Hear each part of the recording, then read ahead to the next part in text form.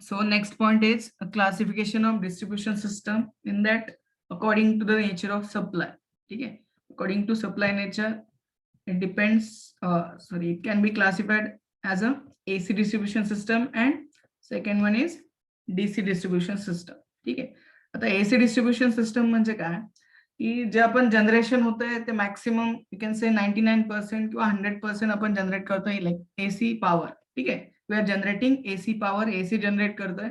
That's why AC transmission distribution हे easier आहे as compare to DC transmission distribution.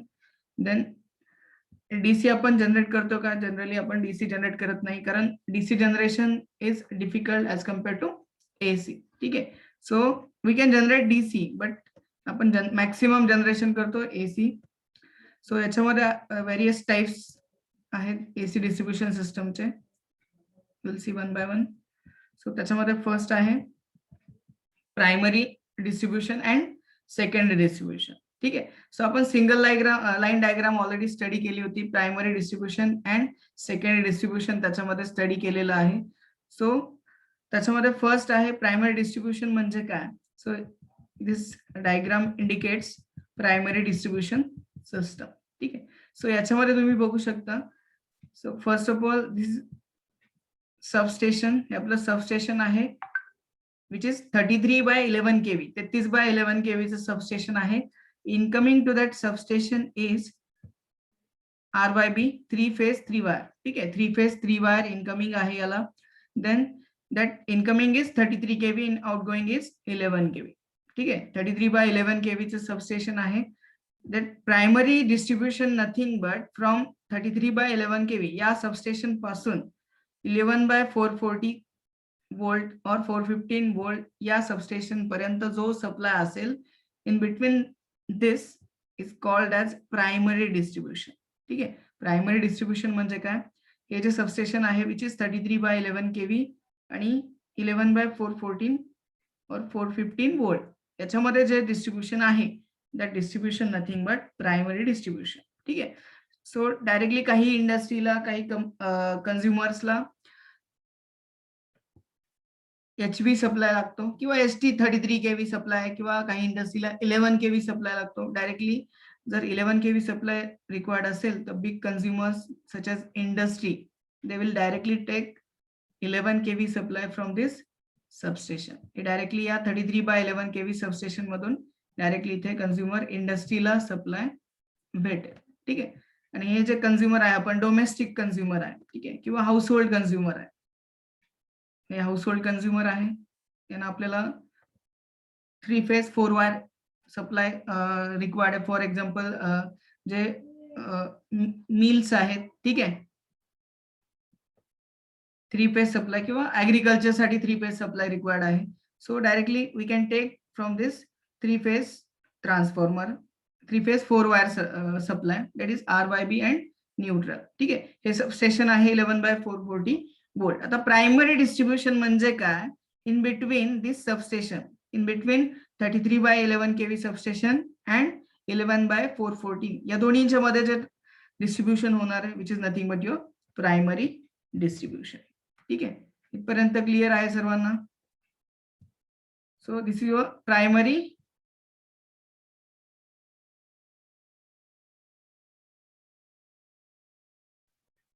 So this is our single line diagram of power system that we have already studied in unit number 1. ठीक आहे. Unit number 1 मध्ये आपण detail मध्ये study केलेला आहे. सो याच्यामध्ये तुम्ही बघू शकता फर्स्ट आहे generating station. In generating station there are AC generators that will generate electrical power at the voltage 11 kV. आपण 11 kV voltage जनरेट करतोय. That voltage is step up to required value 132 kV, 220 kV, 400 kV. as per requirement that will step up with the help of step up transformer. आता या diagram मध्ये तुम्ही बघू शकता 220 kV ला step up केलेलं आहे. Then again through transmission line इकडे again that power that voltage is step down with the help of step down transformer. In between this, ठीक आहे, हा जो ट्रान्सफॉर्मर आहे हा ट्रान्सफॉर्मर, या दोन्ही मध्ये जे ट्रान्समिशन होत आहे which is nothing but your primary transmission. हे ऑलरेडी आपण स्टडी केलेलं आहे.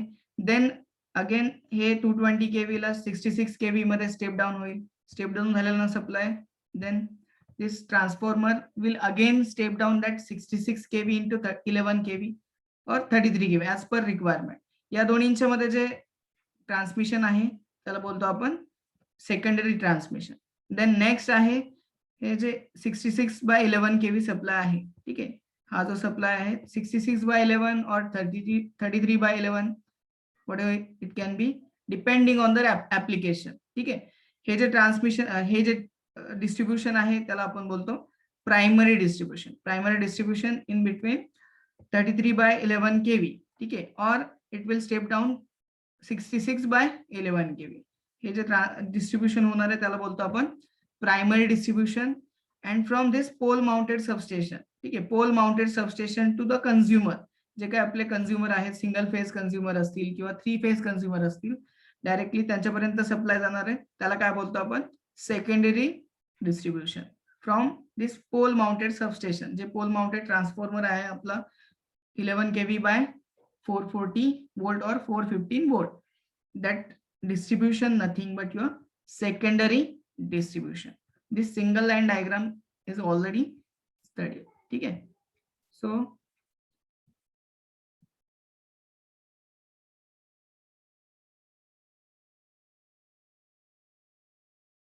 So next point is secondary distribution. So from 11 by 440 volt pole mounted substation, हे जे सबस्टेशन आहे ते 11 kV by 415 volt सबस्टेशन आहे. याच्यापासून अलीकडचा पार्ट आहे आपला primary distribution. Then 11 by 414 volt or 415 volt च्या पुढचा जो पार्ट आहे अप टू कंझ्युमर पर्यंत. फॉर एक्झाम्पल जो हाऊसहोल्ड सप्लाय असेल, for example 3 phase 4 wire system आहे, त्यापैकी एक फेज कोणता तरी एक फेज घेतला आणि एक न्यूट्रल घेतला, डायरेक्टली रेसिडेन्शियल कॉम्प्लेक्सेस किंवा जो हाऊसहोल्ड कंझ्युमर आहे त्यांना दिला जाईल, किंवा जे 3 फेज फ्लोअर मिल्स असतील, ठीक आहे, इकडे 3 फेज फ्लोअर मिल्स आहे, 3 फेज सप्लाय यांना फ्लोअर मिलला दिला आहे. देन जे छोटे इंडस्ट्रियल कंझ्युमर्स असतील, ठीक आहे, ज्यांना 3 फेज सप्लाय रिक्वायर्ड आहे, डायरेक्टली 3 फेज सप्लाय इथनं दिलेला आहे. So these are the secondary distribution system. Secondary distribution system म्हणजे किती 415 वोल्ट व्होल्टेज लेवल विचारलं, 415 वोल्ट और 230 वोल्ट हे सेकंडरी डिस्ट्रीब्युशनचं व्होल्टेज लेवल आहे, ठीक आहे. Up to industrial consumer, 3 phase industrial consumer असेल किंवा फ्लोअर मिल असेल किंवा डोमेस्टिक कंझ्युमर असेल, त्यांना सप्लाय तुमच्या सेकंडरी डिस्ट्रीब्युशन सिस्टम कडनं जाणार, ठीक आहे. So this is your secondary distribution system.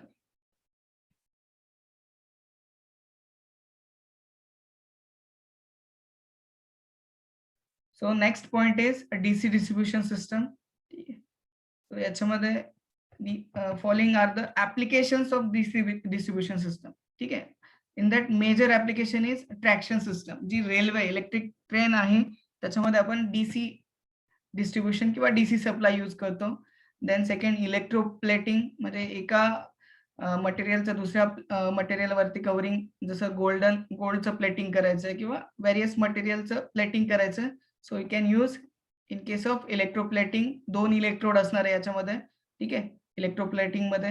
Then battery charging, so we required DC supply for battery charging, that's why we are using rectifier circuit in that, ठीक है, battery charging circuit. Then DC motor, in order to run the DC motor, ठीक है, आपल्या lab मध्ये DC motor आहे, DC motor run करण्यासाठी आपल्याला DC supply required आहे, that's why you are using a rectifier unit, ठीक है, आपल्या लॅब मध्ये rectifier unit आहे, that will convert that AC into DC, ठीक है. Then hence the substation has converter, ठीक है, जैसे तुम्हाला सांगितलं converter nothing but it will convert AC into DC, that means your rectifier, ठीक है. Then DC distribution system, so याच्यामध्ये two wire DC distribution system use करतो आपण, ठीक आहे.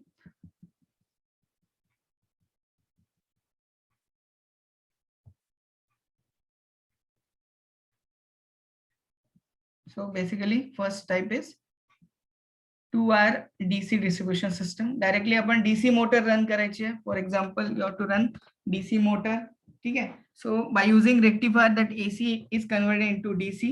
Directly you can connect motor, ठीक आहे, ही जी मोटर आहे आपली डीसी मोटर 2 वाइंडिंग असतात, ठीक आहे, त्याच्यामध्ये शंट सिरीज, ठीक आहे, डिफरंट टाइप्सचे मोटर्स आहेत, कंपाऊंड मोटर आहे.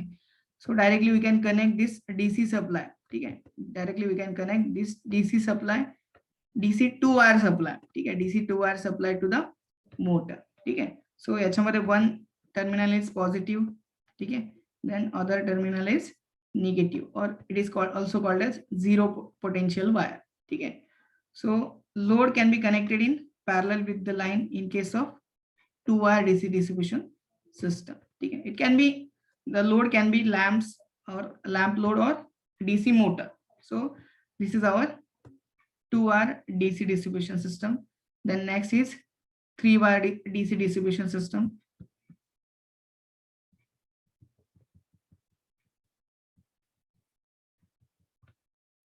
डायग्राम बघू शकता तुम्ही. Three-wire DC distribution system, ठीक है. So basically it consists of two healthy conductors or two healthy wires with one neutral, ठीक है, but with neutral which is located at the middle. आता दोन हेल्दी कोणते आहेत, एक पॉझिटिव्ह टर्मिनल आहे, एक निगेटिव्ह आहे, आणि एक न्यूट्रल याच्यामध्ये यूज केलेली आहे, ठीक आहे. So advantage of basic advantage of three wire DC distribution system is the two voltages, ठीक है, are which are available to the consumer और लोड एंड, ठीक आहे. लोड एंडला 2 व्होल्टेज अवेलेबल राहतात. म्हणजे कसं, फॉर एक्झाम्पल इथे आपण 230 वोल्ट अप्लाय केलं और 250 वोल्ट अप्लाय केलं, दॅट मीन्स इथे जे व्होल्टेज भेटणार आहे that double of that voltage भेटणार आहे, ठीक आहे. फॉर एक्झाम्पल या लॅम्पला जे व्होल्टेज भेटतंय, ठीक आहे, सपोज इथे एक लॅम्प कनेक्ट केलेला आहे, ह्या लॅम्पला जे व्होल्टेज भेटतंय त्याचा डबल व्होल्टेज या ठिकाणी भेटणार आहे, ठीक आहे, with using this two terminals. इथे पॉझिटिव्ह निगेटिव्ह यूज केलेला आहे, म्हणजे हे झालं टू वायर डीसी सिस्टम. आणि आणखी एक न्यूट्रल कनेक्शन और न्यूट्रल वायर कंडक्टर यूज केलेला आहे विच इज अर्थ, ठीक आहे. आणि या ठिकाणी आपण लोड कनेक्ट करू शकतो, या ठिकाणी सुद्धा आपण लोड कनेक्ट करू शकतो. सपोज इथे आपण एक डीसी मोटर कनेक्ट केलेली आहे आणि इथे एक लॅम्प कनेक्ट केलेला आहे. सो या मोटरच्या अक्रॉस जे व्होल्टेज भेटणार आहे is twice of that voltage across this lamp, ठीक आहे. हे या लॅम्पच्या अक्रॉसच्या व्होल्टेज पेक्षा डबल व्होल्टेज भेटणार आहे, ठीक आहे. हे क्लिअर आहे इथपर्यंत.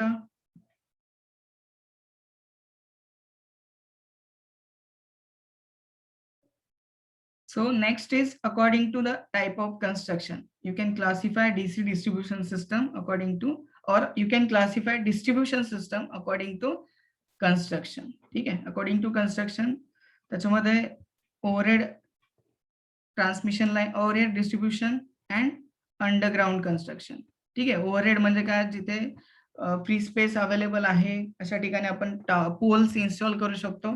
So you can use overhead distribution system. आणि ज्या ठिकाणी डेन्सली पॉप्युलेटेड एरिया आहे किंवा ज्या ठिकाणी कन्स्ट्रक्शन झालेलं आहे अशा ठिकाणी आपण अंडरग्राउंड डिस्ट्रीब्युशन सिस्टम यूज करू शकतो, ठीक आहे. त्याच्यामध्ये ओव्हरहेड कन्स्ट्रक्शन मध्ये three wire in case of primary distribution, then in case of secondary distribution 3 phase 4 wire system use करतो, ठीक आहे. अंडरग्राउंड मध्ये आपण अंडरग्राउंड यूज करण्यासाठी कन्स्ट्रक्शन साठी आपण केबल्स यूज करणार आहे, ठीक आहे. सेम त्याच्यामध्ये केबल 3 फेज 3 वायर, ठीक आहे, 3 कोर केबल यूज करणार आहे, then 3 phase 4 core cable use करणार आहे in case of underground construction, ठीक है. Then next is according to the method of connection. So how you can connect distribution system, depending on that your distribution system can be classified as follows. त्याच्यामध्ये first आहे radial system, that is radial distribution system. Then second is ring-main distribution system, and third is interconnected system. So we'll see one by one in detail. So त्याच्यामध्ये first आहे radial distribution system or radial distributor you can say.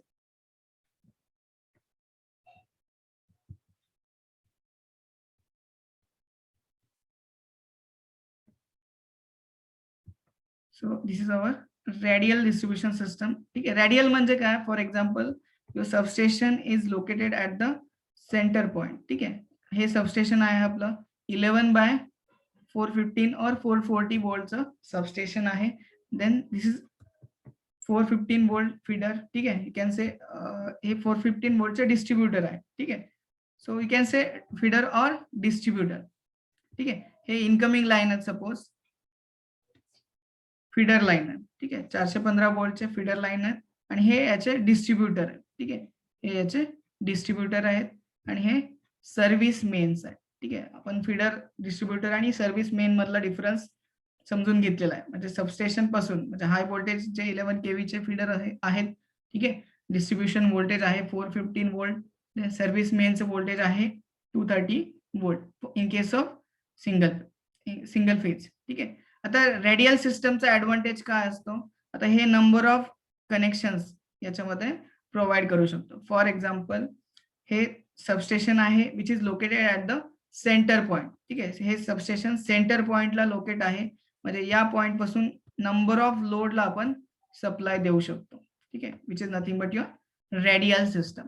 ठीक आहे, we can supply number of consumers with the help of this substation. ठीक आहे,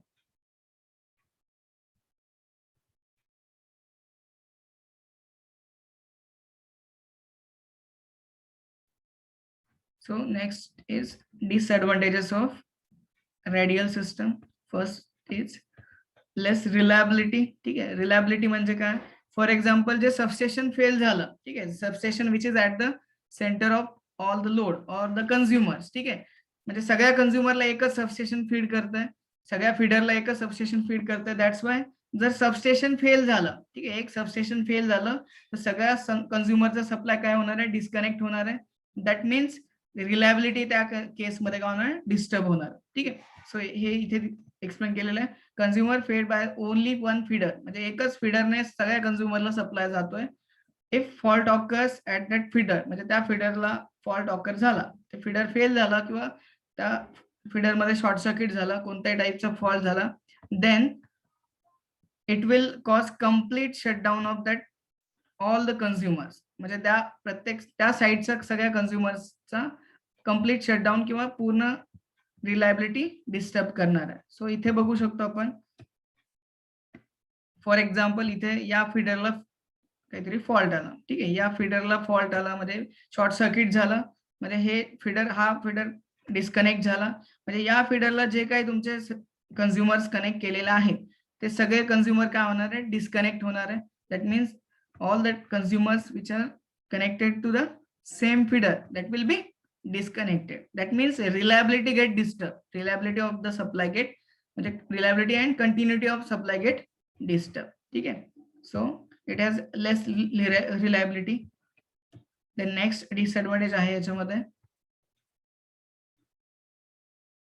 second, feeders may be heavily loaded. Heavily loaded म्हणजे काय, एकाच feeder वरती number of consumers आहेत किंवा एकाच फीडरला जास्त कन्झ्युमर कनेक्ट केलेले आहेत. So that's why your feeder may be overload. ठीक आहे, फीडरचं ओव्हरलोडिंग होऊ शकतं. Then next is consumers which are away from the feeding point, ठीक आहे, may suffers from the voltage fluctuation, which is most important point. ठीक आहे, म्हणजेच इथे तुम्हाला डायग्राम मध्ये एक्सप्लेन करतो. जो कन्झ्युमर फीडर पासून लांब आहे, ठीक आहे, सो इथे दाखवतो तुम्हाला. सो हा आहे फीडर. ठीक आहे, फीडर पासून इकडे सप्लाय केला, हा डिस्ट्रीब्युटर आहे, हे सर्व्हिस मेन आहे. ठीक आहे, इथे आपला फर्स्ट कन्झ्युमर आहे आणि सपोज इथे लास्ट कन्झ्युमर आहे. ठीक आहे, सपोज हे 10 नंबरचा कन्झ्युमर आहे. ठीक आहे, सो याच्यामध्ये या फर्स्ट कन्झ्युमरला, ठीक आहे, या फर्स्ट कन्झ्युमरला जो काही व्होल्टेज व्हॅरिएशन आहे, ते व्होल्टेज फ्लक्च्युएशन आहे ते कमी असणार आहे आणि व्होल्टेज मॅक्सिमम भेटणार आहे या कन्झ्युमरला. ठीक आहे, but as compare to this first consumer, जो 10 नंबरचा कन्झ्युमर आहे, 10 नंबरचा कन्झ्युमर आहे, त्याचं व्होल्टेज फ्लक्च्युएशन जास्त राहणार आहे. का, कारण याच्यामध्ये नंबर ऑफ कन्झ्युमर्स कनेक्ट केलेले आहेत. ठीक आहे, एकाच डिस्ट्रीब्युटरला, ठीक आहे, एकाच डिस्ट्रीब्युटरला कनेक्ट केलेले आहेत, त्यामुळे हे जे व्होल्टेज व्हॅरिएशन आहे which is away from that feeding point, म्हणजे या पॉइंट पासून जो कन्झ्युमर जास्त दूरवर असेल, that consumer will face the voltage fluctuation problem. ठीक आहे, त्या कन्झ्युमरला व्होल्टेज फ्लक्च्युएशन प्रॉब्लेम फेस करावे लागते. ठीक आहे, so these are some disadvantages of radial system. ठीक आहे, आणखी एक महत्वाचं राहिला त्याच्यामध्ये, it can be use for short distance only. That's why जर व्होल्टेज फ्लक्च्युएशन प्रॉब्लेम येतो त्यासाठी फक्त शॉर्ट डिस्टन्ससाठी आपण रेडियल डिस्ट्रीब्युशन सिस्टम प्रेफर करू शकतो. ठीक आहे.